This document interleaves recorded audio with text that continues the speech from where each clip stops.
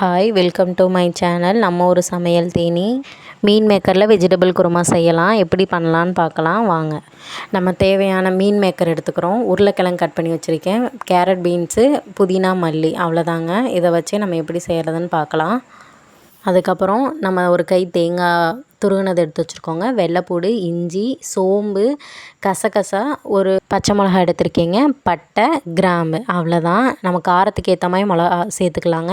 எனக்கு காரம் கம்மியானால 1 சேர்த்துருக்கேன். இதெல்லாம் மிக்ஸி ஜாரில் சேர்த்து அரைச்சி எடுத்து வச்சுக்கலாம். பாருங்கள் எப்படி அரைச்சிருக்கோன்னு. பேன் அடுப்பில் வச்சுட்டு எண்ணெய் ஊற்றி கடுகு, பெருஞ்சீரகம், பட்டை வகைகள் சேர்த்துக்கலாங்க.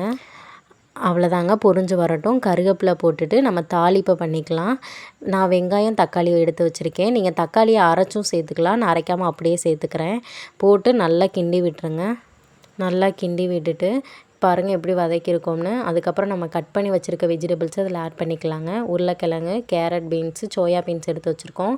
அதை நம்ம ஆட் பண்ணிவிட்டு மல்லி, புதினாவையும் நம்ம அதில் சேர்த்துக்கலாங்க. அதுக்கப்புறம் தேவையான அளவு உப்பு சேர்த்துக்கலாம். அதுக்கப்புறம் நான் மஞ்சப்பொடி கொஞ்சம் சேர்த்துக்கிறேங்க.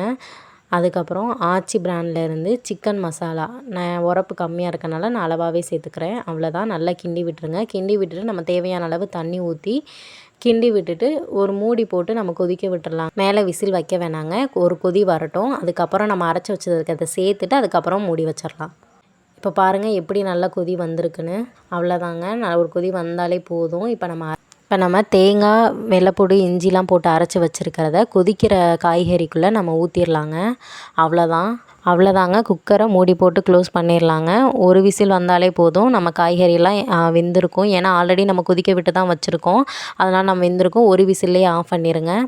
இப்போ விசில் வந்துடுச்சுங்க. பாருங்கள் சூப்பரான நம்ம மீன் மேக்கர் வச்சு காய்கறி பிரியாணி பண்ணிட்டோங்க. இது இட்லி, தோசை, சப்பாத்தி, இடியாப்பம் அப்படின்னு எல்லாத்துக்குமே சூப்பராக இருக்குங்க. ட்ரை பண்ணி பாருங்கள். வெயிட் லாஸ் இருக்கவங்களும் இதை எடுத்துக்கலாங்க. சூப்பராக இருக்கும். ட்ரை பண்ணி பார்த்துட்டு கமெண்ட் பண்ணுங்கள். நம்ம சேனலை சப்ஸ்கிரைப் பண்ணிக்கோங்க, லைக் பண்ணிக்கோங்க. தேங்க்யூ.